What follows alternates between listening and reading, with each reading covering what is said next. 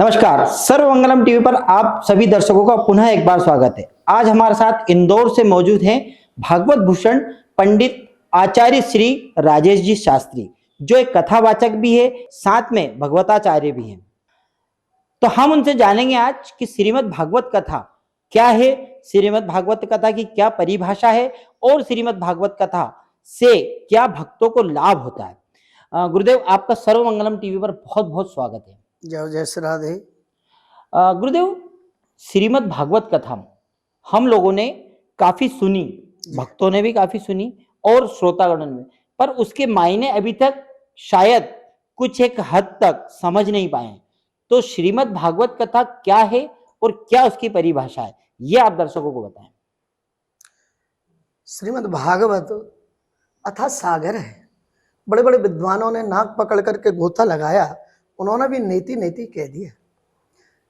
श्रीमद् भागवतम पुराण तिलकम यद वैष्णवानाम धनम यस्मिन् पारमहंसमेकममलं ज्ञानम परम गीयते यत्र ज्ञान विराग भक्ति सहितम निष्कर्म मा विस्कृतम तत्श्रवण प्रपठन विचारण परो भक्त्या विमुच्ये नरः। श्रीमद् भागवत पुराणों का तिलक है, वैष्णवों का धन है, परमहंसों से प्राप्त विशुद्ध ज्ञान का ही इसमें वर्णन किया गया है, जिसमें भक्ति ज्ञान वैराग्य के मार्ग को, निवृत्ति मार्ग को प्रकाशित किया गया है। जो भी इसकी चरण शरण में आता है उनका जीवन धन्य हो जाता है। ऐसी श्रीमद् भागवत जिसमें यहां तक भी कह दिया है, निगम कल्प तरोर गलितम फलम सुखमुखाद मृतद्रव संयुतम पीबत भागवतम रसमालयम मुहुरहो रसिकाम भुवि भावुका। निगम नितराम गमयति बोधयति सनिगमो वेदा। ये वेद रूपी कल्प वृक्ष का वो पका हुआ फल है। अच्छा महाराज, किसी ने कहा ये पका है कि कच्चा है? अच्छा, इसका पता कैसे चलेगा? तो फल का पारखी कौन होता है? तोता होता है। अच्छा, जो सबसे मधुर फल होता है उसमें तोता चंचू मारता है। और इसी तरह ये वेद रूपी कल्प वृक्ष को सुखदेव रूपी सुखमुख बिगिल सुखदेव रूपी तोते का चंचू लगा हुआ है, इसलिए पीबत भागवतम, इसको पान करें। भक्तों ने कहा भगवान हमने अभी यहाँ पान किया। अरे भाई, इसमें ना गुठली है ना छिलका है, त्याज्य कुछ भी नहीं है। अच्छा, कब तक पान करें? बोले आलयम लयम पर जीवंतम। पर जीवन तक भी पान जीवन भर तृप्त नहीं हो सकते। ऐसी श्रीमद् भागवत महारानी है, जिसमें अनेकों प्रकार से व्यक्ति को शांति और समाज को कांति देने वाला शास्त्र श्रीमद् भागवत। गुरुदेव, बात की आपने, मुझे एक जिक्र आया अभी इस बातों में कि तोता, हमने देखा है कि जब श्रीमद् भागवत कथा होती है तो तोता वहां पर रखा जाता है, कबूतर पक्षियां रखे जाते हैं। तो तोते का क्या महत्वपूर्ण रहता है, तोते की क्या महत्वपूर्णता रहती है श्रीमद् भागवत कथा में? भगवत कृपा का आशीर्वाद गर्भ से ही प्राप्त है। एक ब्रह्मरात है वक्ता और श्रोता विष्णुरात है। आपने तोते का जिक्र किया है तो साक्षात सुखदेव भगवान ही तोते का रूप लेकर के और श्रीमद् भागवत को ग्रहण की गर्भ के ही अंदर। और जब बाहर गर्भ से बाहर आए तो यम प्रव्रजंत मनपेत मपेत कृत्यम द्वैपायनो विरह का तरया जुहावो पुत्रेति तन्मयतया तरवो विनेदु तम सर्वभूत हृदय मुनिमान तोस्मि। ऐसे मेरे सुख स्वरूप भगवान सुखदेव जो पैदा होते से गैया के बछड़े की तरह चलने लगे। अच्छा। नाल को भी जिनका नाल का छेदन भी नहीं हुआ, जनेऊ की तरह लपेट करके जंगल में चले गए। पीछे से पिता ब्रह्म आवाज लगा रहे, पुत्र रुको रुको। वृक्षों ने आवाज दी है, व्यास जी आपका पुत्र तन्मय हो गया है, तरवर फल नहीं खाते हैं, सरवर पिए न पान। अरे हम भी हमारे पुत्रों को जगत के कल्याण के लिए दे देते हैं। सर्वजन हिताय सर्वजन सुखाय। आपका पुत्र भगवान की भक्ति में लीन हो गया है। तब राजा परीक्षित को श्रवण कराने गए, तब वहां पर उनकी स्तुति की थी। तत्रा भवद भगवान व्यास पुत्रो यत्रच्छया गामत मानो निपेक्षा अलक्ष्य लिंगो निजलावतुष्टो व्रतस्य वालै अवधूत वेशा। 12 वर्ष गर्भ के अंदर रहने के बाद सुखदेव जी और जब पैदा हुए तो जब 16 वर्ष की उम्र हुई, द्वाष्ट वर्षा, तो सुखदेव जी, गुरुदेव सुखदेव जी का परीक्षित के सामने खड़े हो। सुखदेव जी का जो जन्म हुआ वो तकरीबन 12 वर्ष तक गर्भ में ही थे। 12 वर्ष तक गर्भ में रहे। अच्छा, इतने अभूतपूर्व। मतलब माता पिता ने कहा था बालक आप बाहर आ जाओ। बोले ना, मुझे माया भगवान की घेर लेगी।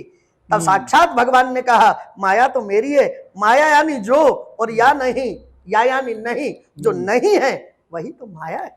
अच्छा, तो साक्षात जब भगवान ने कहा है, गर्भ के अंदर आशीर्वाद मिल गया, और वही परमहंस चूड़ामणि सुखदेव जी महाराज इस सनातन धर्म में राजा परीक्षित को श्रवण करवाया, श्रीमद् भागवत अपने पिता से पढ़ा। अच्छा, व्यास जी ने शिक्षित किया था सुखदेव जी को? निश्चय ही व्यास जी ने शिक्षित किया था। व्यास जी ने जब मन में विचार करा था, खिन्न मना होकर के बैठे हुए थे, तब उनकी कुटिया पर नारद जी का आगमन हुआ। नारद जी कौन है? ज्ञानम ददाति नारदम, ज्ञान ही नारद है। नारद जी त्रिकालदर्शी थे, व्यास जी भी त्रिकालदर्शी। उन्होंने जाकर के देखा, व्यास जी ने दंडवत किया, प्रणाम किया। तो भागवत जी की रचना कैसे हुई? मतलब अगर आप इसी परिप्रेक्ष्य में आ रहे हैं, भागवत जी की रचना का यही हुआ था, नारद जी ने 4 श्लोक ब्रह्मा जी से ला करके दिए, और नारद जी ने व्यास जी के हृदय में 3 उंगली लगाई, और चतुर्थ श्लोकी भागवत अहमेवा समे बाग्रे, और 4 के ही 18,000 श्लोक लिख दिए। अच्छा, 4 श्लोक के 18,000 श्लोक? चतुर्थ श्लोकी भागवत के ही 18,000। किन्होंने लिखे वो? लेकिन ये लिखे किसने? ये बहुत अच्छा आपने प्रश्न किया है। भगवान गणेश को बुलाया। अच्छा, हाँ, जैसा आपके चैनल के माध्यम से मैं कहना चाहता हूँ, सर्वमंगलम, भगवान गणेश हमारे बुद्धियार बुद्धि के दाता है। व्यास जी ने कहा इस ग्रंथ को लिखेगा कौन? तो गणेश जी से कहा, प्रार्थना की, गणेश जी ने कहा मैं लिखूंगा तो सही, लेकिन मेरा वाहन है मूसक, उद्योग, मेरी कलम बंद नहीं होगी। उन्होंने कहा भगवान जैसी आपकी आज्ञा। व्यास जी बोलते गए और भगवान गणेश लिखते गए। अच्छा, लेकिन कभी सभी प्रश्न आता है कि अगर सोच इत्यादि के लिए नहीं गए, लेकिन व्यास जी भी कभी सभी ऐसे सूत्र बोल जाते थे, भगवान गणेश को भी लिखने में जो समय लगता, इतनी देर में सोच इत्यादि निवृत्त आकर के पुनः फिर रचना चालू हो जाती। अच्छा। ऐसी श्रीमद् भागवत हमारे देवभूमि उत्तराखंड में बद्रीनाथ के आगे माना गांव है, नारायणम नमस्कृत्य नरम चैव नरोत्तमम देवीम सरस्वतीम व्यासम ततो जयमुदीरे। सरस्वती नदी बह रही है, नर और नारायण पर्वत है, व्यास गुफा है। आप कभी जाएंगे तो ऐसा लगेगा श्रीमद् भागवत के पन्ने में बिछे हुए। अच्छा, व्यास जी ने वहां बैठ करके और भागवत की रचना की और अपने पुत्र सुखदेव को पढ़ाया। क्या बात। यहाँ प्रश्न आता है कि सुखदेव तो बीतराग हो गए थे, पढ़ाया कैसे? अब अपने शिष्यों से कहा कि जाओ 10वें स्कंद के 2 श्लोक बोलना, अगर इसको पढ़ना होगा तो यह आ जाएगा, और नहीं पढ़ना होगा तो चला जाएगा। अच्छा, तो 2 शिष्य गुनगुनाते हुए गए। ये 10वें स्कंद का मैं एक श्लोक बोल रहा हूँ। हाँ, जरा आप ये श्रीमद् भागवत का। बरहा पीडम नटवर बपू कर्णयो कर्णकारम बिभ्रद भाषा कनक कपिशम वैजयंतीम च मालाम रंध्रान वेणुर अधर सुदया पूरयन गोप वृंदई वृंदारण्यम सपद रमणम प्राविशद गीत कीर्ति। इतना कहा। बरहा पीडम जिसने मोरपंख धारण कर रखा है, नटवर बपू जो नट की तरह नृत्य करता है, और जब नृत्य करता है तो एक कान में कंडेर का फूल, और जब नाचते हैं तो ऐसा लगता है जैसे दोनों कानों में। ऐसे जिन्होंने पीताम्बरी का पटका कमर में कस रखा है, वैजयंती माला पहन रखी है, जो वृंदावन के अरण्य वन में रमण करते हो। सुखदेव जी के समाधि खुल गई। अरे भाई किसने पढ़ाया? बोले ये तो एक छोटा सा सूत्र है, आपके पिता ने पढ़ा है, पढ़ना हो तो चलो। और जैसे ही उनके पीछे पीछे चल दिए, और सुखदेव जी महाराज ने इसको पढ़ा और राजा परीक्षित को श्रवण कराया, और 7 दिन में ही जो मृत्यु को महोत्सव बना दे, वो श्रीमद् भागवत है। क्या बात है। मतलब आपके जो ये आपने जो श्लोक पढ़ा उससे तो मैं भी मंत्रमुग्ध हो गया, मतलब मैं भी अभिभूत हुआ, हमारे दर्शक भी हुए, क्योंकि आपकी जो भाषा शैली में जो मिठास है वो बिल्कुल हमारे कानों में रस की तरह घुल चुके हैं। ये देखो भगवती का आशीर्वाद है, राम जी का आशीर्वाद है। वाणी भगवान कहते हैं मूकम करोति वाचालम पंगुम लंघयते गिरि यत् कृपातम हम वंदे परमानंद माधवम। जब भगवत कृपा होती है तो मूकम करोति वाचालम, गूंगा भी बोलने लगता है, अद्भुत, लंगड़ा चलने लगता है, अंधा देखने लगता है। ये भगवत कृपा है। और हमारा सनातन धर्म की नींव तो इसी धर्म पे टिकी हुई है। धन्यो ही भारतो देशा, धन्या भारत संस्कृति, भारतीय जनाधन्य, धन्यास्माकम परंपरा। क्या बात है परंपरा। गुरुदेव, भागवत एक पूरा नाम है, जैसे श्रीमद् भागवत जी। तो भागवत की क्या परिभाषा है? अगर भागवत को अगर हमको किसी आम भाषा में या एक तार्किक भाषा में बोलना है तो भागवत को आप कैसे परिलक्षित करेंगे? इस श्रीमद् भागवत का बड़े बड़े विद्वान कहते हैं कि श्री यानी लक्ष्मी, श्री यानी राधा, मद यानी कृष्ण, और भा से भक्ति, गा से ज्ञान, वा से वैराग्य और ता से तप। जहां भक्ति ज्ञान वैराग्य का संगम होता हो वहीं भागवत उत्पन्न होती है। श्रीमद् भागवत आध्यात्मिक रस वितरण करने की वह सार्वजनिक प्याऊ है जिसमें व्यक्ति को शांति और समाज को कांति देने वाला शास्त्र है। क्या ऐसा श्रीमद् भागवत है।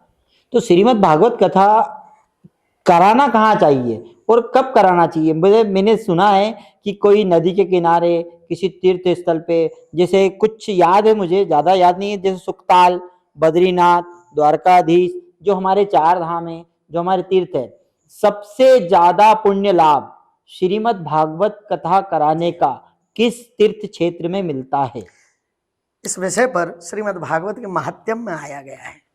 सर्वप्रथम श्रीमद् भागवत नारद जी ने जब वृंदावन गए थे तो भक्ति महारानी के दोनों पुत्र ज्ञान और वैराग्य को अचेत अवस्था में देखा। अनेक स्त्रियां घेर करके खड़ी हैं, कोई पंखा झाल रही है, कोई चरण दबा रही है। ये नारद जी ने देखा। नारद जी ने पूछा, देवी तुम कौन हो? और ये 2 पुत्र अचेत पड़े हैं, ये कौन है? तब हाथ जोड़ करके कहा, भगवान अहम भक्ति रीति ख्याता इमौ में तनयो मतः ज्ञान वैराग्य नामानो काल योगे न जर्जरा। मैं माता तो भक्ति हूं और ये मेरे पुत्र जो वृद्ध है ये ज्ञान और वैराग्य। तब नारद जी ने संकल्प लिया कि निश्चय इनका दुख दूर नहीं कर सका तो भगवान का भक्त कहलाना छोड़ दूंगा। तो सर्वप्रथम नारद जी ने बद्रीनाथ और हरिद्वार के बीच में, अच्छा, गंगा के किनारे वहां पर सबसे पहले कथा कराई, जब 3 श्रोता थे, भक्ति, ज्ञान और वैराग्य। वहां पर आनंद नामक तीर्थ है, गंगा का किनारा है, बालू रेत की व्यासपीठ बनाई, 4 आसन लगा दिए श्रोताओं के। और वक्ता कौन थे? देखना, वक्ता की परिभाषा दी है। वक्ता कैसा होना चाहिए? वृत्तो वैष्णवो विप्रो वेद शास्त्र विशुद्धिकृत दृष्टांत कुशलो धीरा वक्ता कार्य सुनिष्प्राहा। क्या बात है। ब्रह्मा जी के पुत्र थे छोटे छोटे, सनक, सनंदन, सनातन, सनत कुमार, चारों जब आ रहे थे तो नारद जी चरणों में गिर गए। हे भगवान, उन्होंने कहा, नारद जी कुत्र गच्छन्ति, कहाँ जा रहे हो? तब उन्होंने अपनी पूरी व्यथा सुनाई और तब उन्होंने कहा, हे भगवान, कथा मात्र ही के जीवनम। सनत कुमारों ने कहा, हमारा तो जीवन ही कथा है। और व्यासपीठ पर जब बैठते, जब कोई श्रोता नहीं होता तो 3 भाई तो नीचे बैठ जाते, 1 भाई कथा कहता, और जब श्रोता मिल जाए तो 4 भैया कथा करते थे। अच्छा। तो सर्वप्रथम श्रीमद् भागवत को जो श्रवण किया, आनंद नामक तीर्थ में भक्ति, ज्ञान, वैराग्य और नारद जी ने श्रवण किया। ये चारों सनकादिक ऋषियों ने श्रवण कराई और राजा परीक्षित ने शुक्रताल में गंगा नदी के किनारे यहाँ पर श्रवण कराई। नैम सारण्य में कथा हुई। आपने प्रश्न किया कहाँ कराना चाहिए, तो वसुधैव कुटुंबकम, सब धरती मेरे गोपाल की है। इस धरती पर जो जन्मा है वो धन्य है। माता भूमि, पुत्रो हम पृथिव्या। क्या बात है। ये धरा है, वसुंधरा है, सर्वश्रेष्ठ नदी का किनारा कहा गया है, तीर्थ कहा गया है। अगर वहां भी आपका सामर्थ्य नहीं है तो जिस जगह पे होती है वो स्वतः ही तीर्थ बन जाता है। अच्छा, ये जो श्रीमद् भागवत कथा होती है गुरुदेव जी, तो इसमें पूर्वजों के नाम से भी कराई जाती है, तो वो क्या कारण है कि मतलब पूर्वजों को वो क्या एक विषय है? नदी में डूबने से, फांसी लगाकर, अकाल मृत्यु, सर्प के काटने से जिनकी मृत्यु होती है उनकी मोक्ष नहीं मानी गई ही है, ऐसा कहा गया है। उनका किसी विद्वान को बुला करके सर्वप्रथम तो उनका मूल पठन करवाए, उनके निमित्त, अच्छा, और उनको श्रीमद् भागवत श्रवण कराए। यह सत्य घटना यहाँ पर श्रीमद् भागवत के महात्म्य में पद्म पुराण से 6 अध्याय ली गई है, जिसमें धुंधकारी गोकर्ण का यहाँ वृतांत बतलाया गया है। तो गोकर्ण जी महाराज ने कहा, मुझे तुम 99 बार भी गया ले जाओ तो मेरी मोक्ष नहीं हो सकती। अच्छा। तब गोकर्ण जी ने सूर्य नारायण भगवान भुवन भास्कर को प्रणाम करके कहा, हे भगवान, कोई उपाय बताइए, मेरे भाई की मोक्ष किससे होगी? वो अकाल मृत्यु उसकी हुई है। तब सूर्य नारायण भगवान ने कहा, गोकर्ण जी, आपने बहुत सुंदर प्रश्न कहा है, इनको श्रीमद् भागवत श्रवण कराओ। तब उन्होंने श्रीमद् भागवत श्रवण कराई। 7 गांठ के बांस में उनको स्थान दिया और उस 7वें दिन तो वो बांस की 2 फाड़ हो गई और धुंधकारी तुलसी की माला पहन करके और हाथ जोड़ करके कहने लगा, धन्या भागवती वार्ता प्रेत पीड़ा नश्यति। तो मतलब श्रीमद् भागवत कथा का जो श्रवण करते हैं, जिनकी अकाल मृत्यु हो जाती है, वो अगर प्रेत योनि में है या किसी भी तरह के घर में परेशानी हो, तो श्रीमद् भागवत कथा के श्रवण मात्र से ही समस्या दूर हो जाती है। श्रीमद् भागवत को विधि विधान से किया जाए तो निश्चय ही उनकी सदगति होती है, घर में सुख शांति होती है। ठीक है, तो ये श्रीमद् भागवत कथा तो एक होती है सार्वजनिक मंच लगा करके पूरा, और एक होता है मूल पाठ। इन दोनों में क्या अंतर है? इसमें ये फर्क है, जो सार्वजनिक होती है सर्वजन हिताय सर्वजन सुखाय। ठीक है, बिना नियमों न नास्ति, उसके लिए कोई मुहूर्त की जरूरत नहीं है। लेकिन अगर घर में करते हो तो बढ़िया मुहूर्त निकलवाओ, समय चयन करो, जब सब घर वालों को अवकाश हो, और 7 दिन बैठ करके भगवान की आराधना करें। हमारा सनातन धर्म तो यही कहता है, आत्म शांति ही पूजा है।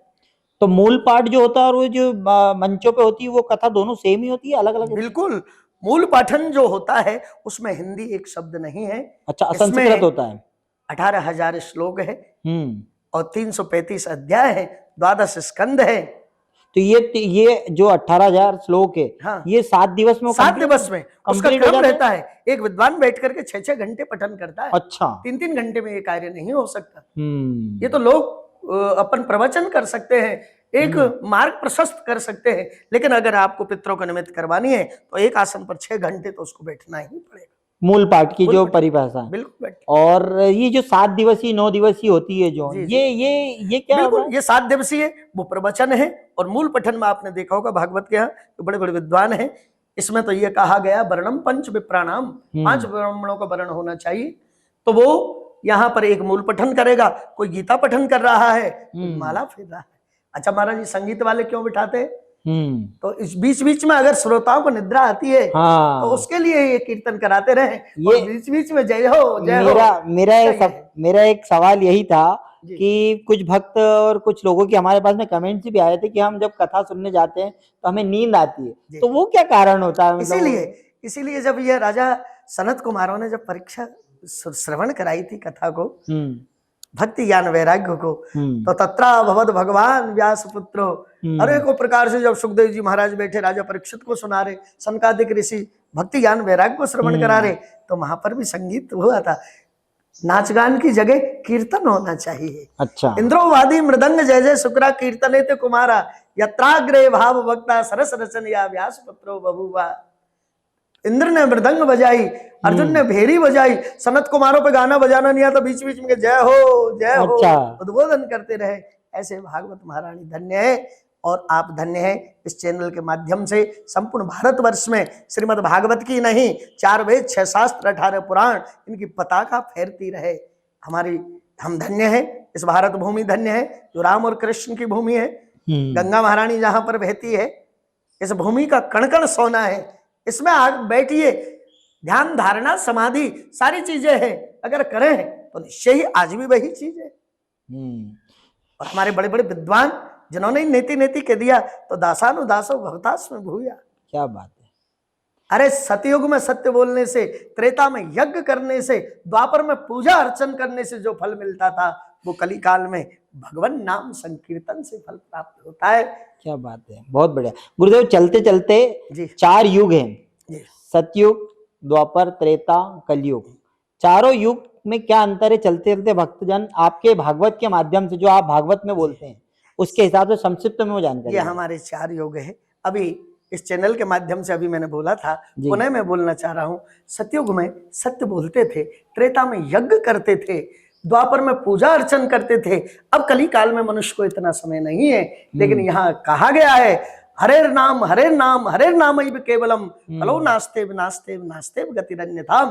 कलयुग में उठते बैठते खाते पीते भी अगर आपने भगवान नाम ले लिया, कलयुग केवल नाम आधारा, सुमिर सुमिर उतरे ही पारा। ये रामचरितमानस में बाबा तुलसी ने कहा गया है। इसलिए कलयुग में तो हृदय को पवित्र करके अगर आप इस चीज को लिख लें, मैं कहना चाहता हूं इस चैनल के माध्यम से कि अगर हमने किसी का बुरा नहीं किया तो क्या हमारा बुरा कोई कर सकता है? नहीं, बिल्कुल नहीं। इसलिए जितना भी हो भलाई का कार्य करे, और भलाई का रास्ता प्रशस्त करे। यही हमारा सर्वे भवन्तु सुखना, सर्वे सन्तु निरामया, सर्वे भद्राणि पश्यन्तु, मां कश्चित् दुःख भाग भवेत्। जी गुरुदेव, एक आखिरी प्रश्न है कि श्रीमद् भागवत कथा क्या मैनेजमेंट की भी एक बुक हो सकती है क्या? क्योंकि श्री कृष्ण भगवान ने भी काफी मैनेजमेंट की टिप्स दी थी। बिल्कुल, भगवान ने तो अनेकों प्रकार के यहाँ पर कहा गया है। भगवान श्री कृष्ण को दसम स्कंद को हटा दे, ये श्रीमद् भागवत दसम स्कंद, भगवान कहते हैं ये मेरा हृदय है, अगर इसको हटा दिया जाए तो कुछ नहीं बचेगा। भगवान कृष्ण तो कहते हैं सर्वधर्म, अनेकों प्रकार से कहते हैं, गीता में कहा है कर्मण्य बाद का रस्ते महाफले सुखदाज, कर्म करो, उठो। अगर आप बैठ गए तो आपका भाग्य बैठ जाएगा, आप सो गए तो आपका भाग्य सो जाएगा। इसलिए चैनल के माध्यम से कहना चाहता हूं, हमारे नौजवानों को, संपूर्ण भारत को संदेश देना चाहता हूं, चरई बेटी चरई बेटी चरई बेटी। ये भागवत के माध्यम से भी कहा गया है, चलते रहो, कुछ ना कुछ शुभ कार्य करते रहो, सेवा करते रहो। अरे आपसे बन पड़े वो सेवा करें, अपने जीवन में त्याग नहीं तो फिर क्या है। क्या बात है, बहुत बढ़िया, बहुत बहुत धन्यवाद आपका गुरुदेव। गुरुदेव ने हमें भागवत के बारे में इतनी रहस्यमय और साथ में उन्होंने युवाओं को और हमारे दर्शक को यह भी बात की कि चरेवेती चरेवेती चरेवेती, कर्म करें आपको फल जरूर मिलेगा, यही एक भागवत का नियम है। धन्यवाद। सर्वमंगलम टीवी पर बने रहिए, ऐसी ही खबरों के लिए हम आपको लगातार अपडेट करते रहेंगे। धन्यवाद।